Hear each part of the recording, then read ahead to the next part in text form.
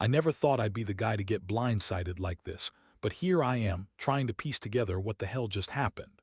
My wife Emily and I had been married for 5 years. On the surface, everything looked fine. We had a nice house, good jobs, and plenty of friends. But over the last few months, I started noticing little things. Her phone buzzing constantly, her getting defensive when I asked who was texting her, and how she started staying late at work more often.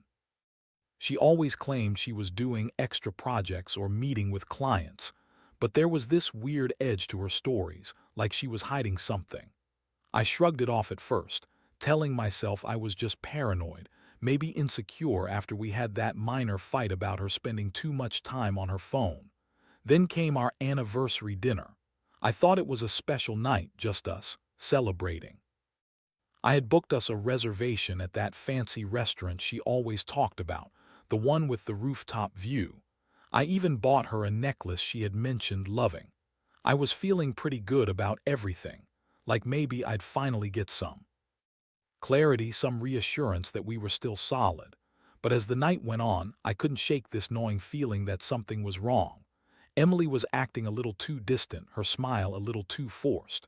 She kept checking her phone under the table, and I caught her tossing her napkin over her screen every now and then.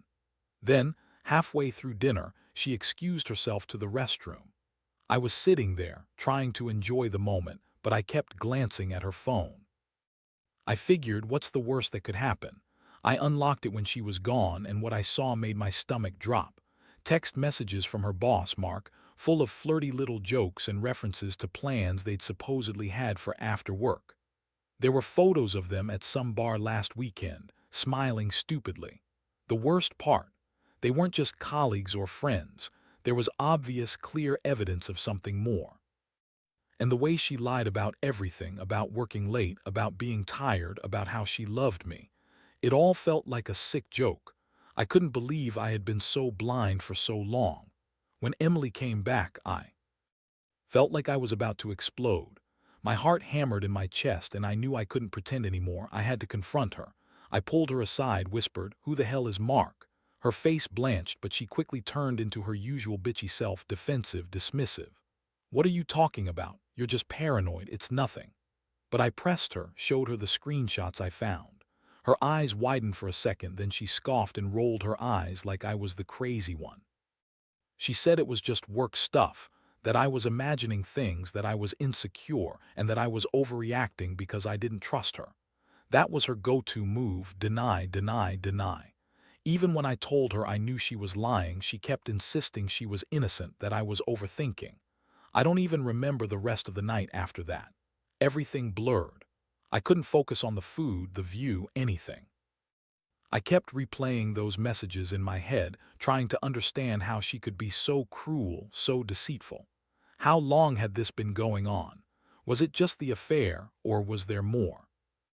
Had she been planning to leave me with their baby all along? That last thought hit me like a freight train, because I had just found out she was pregnant, something she kept from me, something she told everyone was completely stopped. Turns out she was secretly seeing Mark the whole time, and she was planning their escape. This wasn't some innocent fling. It was calculated, cold, and brutal. And I was just the fool who trusted her, who believed everything she said. I sat there staring at the flickering city lights, feeling numb and furious all at once. I thought about all the nights I spent working late, the weekends I sacrificed to support her dreams, and how she repaid me, with lies, cheating, and a baby she never even told me about until now. I realized I had to do something.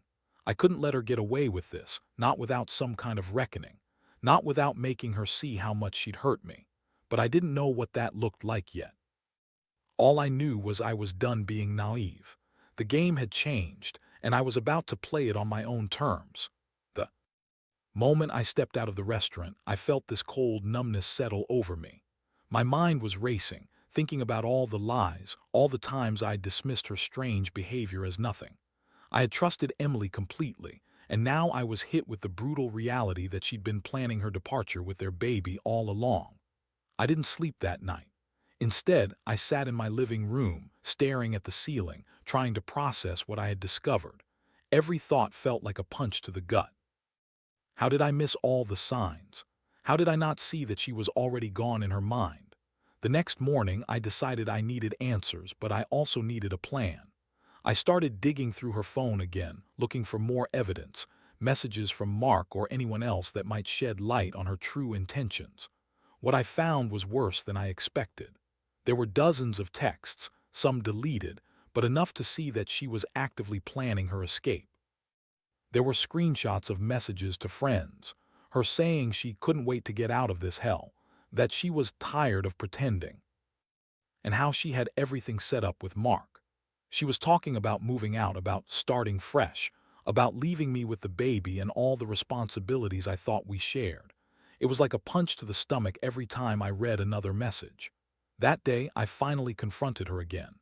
She was in the kitchen pretending to be busy with laundry, but I didn't waste any more time. I told her I knew everything. I laid out the evidence, expecting tears, apologies, some kind of confession. Instead, she snapped at me that same bitchy tone. "Oh, please, you're overreacting. You don't know what you're talking about. I have every right to be tired of this marriage. I'm not some little girl who needs to stay obedient. I can do what I want." She dismissed it all like it was nothing. Then she threw in the kicker, how she'd been planning to leave me for months, how she was done pretending to be happy, and that she was sick of living a lie. She even had the nerve to say that I was the one who failed her, that I wasn't enough, that she had to look elsewhere because I didn't meet her needs. I felt my face flush with rage. How could she accuse me of failing her when she was out there having an affair with her boss, hiding her pregnancy, and planning to run off with her new guy? My head was spinning. I wanted to yell, to scream, to just tear her apart right there, but I kept my cool, barely. I told her I couldn't do this anymore, that I was done being played. I told her I wanted her out of the house, that she was no longer welcome to stay under the same roof while she was lying and scheming behind my back. She sneered at me, saying I was just jealous, that I was insecure, and that I wouldn't understand her need for freedom. That was her way of turning everything around, making it my fault. I knew then she had no remorse, no intention of stopping what she was doing. That night, I stayed up again, feeling like I was living in some fucked-up nightmare.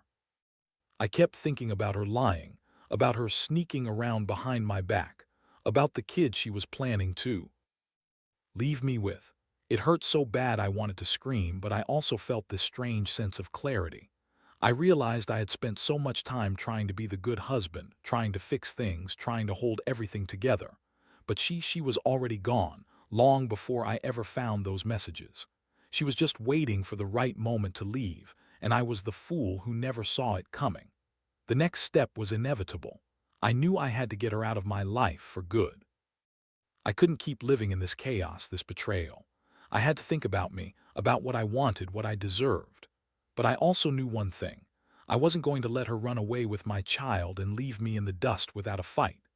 This was only the beginning of what was shaping up to be the most brutal, eye-opening chapter of my life. And honestly, I didn't know how I was supposed to feel about any of it. Angry, betrayed, broken, or maybe all of the above. In the days that followed, everything felt like a blur. I couldn't sleep, couldn't focus. My mind kept circling around her, that sneering face, the lies she told, the girl I thought I knew. I tried to piece together her plans, her lies, and the truth about the baby, because I knew she'd been lying about that too. She kept insisting she was done with Mark, that it was just some stupid fling she was bored of, but I knew better. The evidence was screaming at me that she had been planning her exit for months, that she'd even been talking about how she'd leave me with their kid, cut all ties, and start fresh without me. I felt like a damn fool for not seeing it sooner. I needed to take some control, get ahead of her moves. So I started talking to a lawyer. I wanted to know my rights, what I could do to secure custody and protect myself and the kid from her manipulations. The lawyer told me I'd need evidence of her planning to abandon me, her lies, and her attempts to hide the pregnancy. I knew I had to dig deeper, find every piece of proof I could. I went through her emails, her social media, even her bank accounts, trying to find anything that could support my case. It was sickening how calculated she was. She'd deleted a lot, but I found enough to see that she'd been secretly prepping for this for a long time. Meanwhile, she remained cold and bitchy. Every time I brought up her lies, she'd flip the script and accuse me of being paranoid, insecure, jealous. "You don't trust me, after all these years." She'd sneer, acting like she was the victim. She even blamed me for making her want to leave, saying I'd failed her as a husband. That's when I realized how deep her lies went. She'd convinced herself she was justified, that she was breaking free because I was somehow at fault. I felt a mix of rage and sadness. I'd given her everything, my time, my love, my support, and now she was throwing it all away, planning to leave me with nothing but heartbreak and a kid she never even told me about until it was almost too late. One night I caught her packing her bags. I walked in and saw her hurriedly shoving clothes into a suitcase, her face cold. When I asked what she was doing, she snapped at me, told me she was leaving, that she had had enough of my bullshit. I asked her where she was going, and she said, "Somewhere better. Somewhere I can finally breathe without your suffocating need to control everything." She looked at me like I was the villain, like I was the one ruining her life.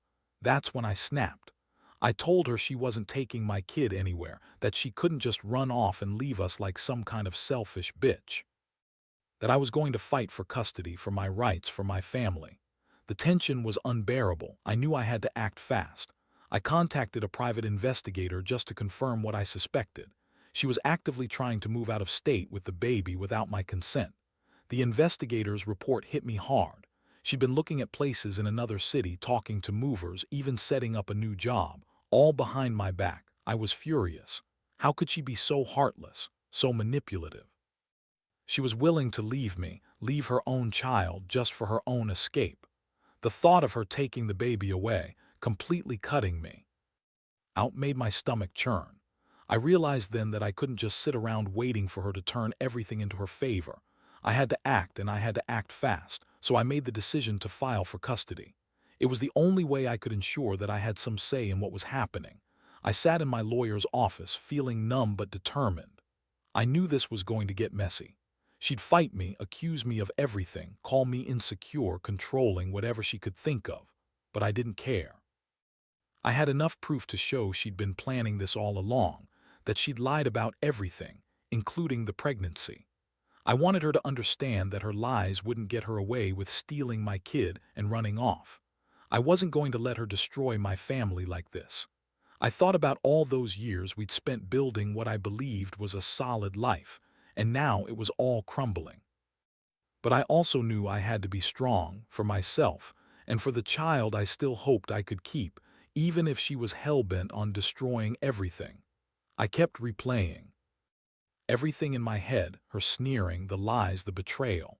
I never thought I'd be here, fighting to keep what was mine while the woman I loved was plotting her escape. But I was starting to see her for what she really was, a manipulative, selfish bitch who thought the world revolved around her, even if it meant lying, cheating, and destroying the people who cared for her. Whatever came next, I knew I'd never trust her again. And honestly, I was done pretending I did. The court date came quicker than I expected, and I was more nervous than I'd ever been in my life.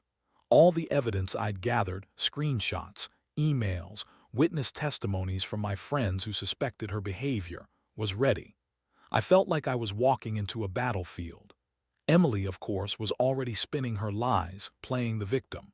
She showed up looking bitchy and defensive, her face tight with anger and contempt. Every time she looked at me, I could see her trying to mask her smirk, as if she thought she was already winning. She kept arguing that I was paranoid, that I was accusing her without proof, and that I was just trying to control her. When the judge asked her about the allegations, she spun her usual line. "Your Honor, I don't know what my ex-husband is talking about. This is all just because he's insecure and jealous. I love my family, but he's making it impossible for me to stay." She played the victim so well it made my stomach turn. Meanwhile, I sat there, calm but seething. I knew the truth, and I knew I had enough evidence to back it up. I just had to stay strong and let the facts speak for themselves. The hearing was intense. Emily kept trying to deny everything, saying I was sabotaging her, that she was just tired and needed a change. But I laid out the proof: texts, her plans to leave, the emails with her boss, the fact that she'd been lying about her pregnancy and her future plans. When I showed the judge the evidence of her looking at places out of state, it was like a blow to her ego. She tried to argue that it was all innocent, that she just wanted a new start, but it was clear to everyone in that courtroom that she'd been manipulative from the start. The most shocking moment was when the judge asked her directly about the pregnancy. She hesitated, then admitted that she was in fact pregnant, but she tried to brush it off, saying it was not a big deal, that she decided to keep the kid and that I should just accept it. That's when I thought I might actually lose control. She looked at me with this evil smirk like she'd already planned her victory. But I pushed back, showing the judge the messages where she'd talked about aborting, or how she'd been lying about everything from the start. I told the court she'd been scheming to leave me with the baby for months.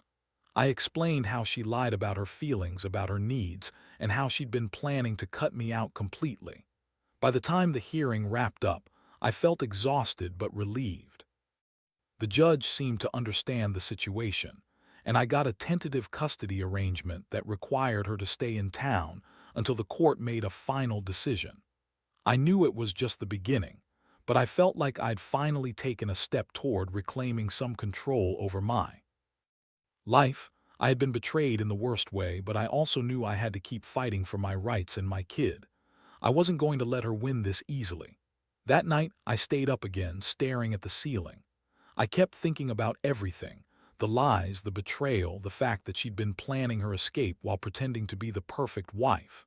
It hurt so much, but at the same time, a part of me felt stronger. I realized I'd been blinded by love for so long, and now I saw her for who she really was, a selfish, manipulative woman who'd do anything to get what she wanted, even if it meant destroying her own family.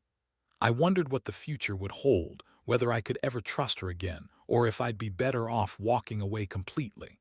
But one thing was clear: I wasn't going to let her walk all over me anymore. I was done being the fool. It was time to take control and face whatever was coming next. After the court hearing, everything shifted into high gear. Emily's attitude got even more bitchy and aggressive. She started throwing tantrums, yelling at me in front of the neighbors, claiming I was trying to control her and ruin her life. I could tell she was furious that I held firm on the custody stuff, that I was fighting to keep my kid away from her. She kept saying I was a terrible father, that I didn't love her, that I was just a jealous, insecure man who couldn't handle her independence. Honestly, I was numb to her words by then. Her accusations just bounced off me now. I knew the truth about who she was. She escalated her manipulations, trying to guilt-trip me into giving her everything she wanted. She told me she was done with this marriage, that she was going to leave with the baby, no matter what the court said. She even threatened to just take the kid and run off, cutting me out forever. That moment made it crystal clear she had no intention of doing what was best for her child. She just wanted to escape her problems, her responsibilities, and leave me behind as some kind of pawn in her game. But I wasn't about to let her get away with it.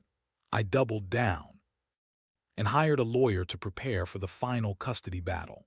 I also started gathering even more evidence, witness statements from friends who saw her sneaking around, her boss Mark's texts confirming their affair, and her financial records showing her plans to leave.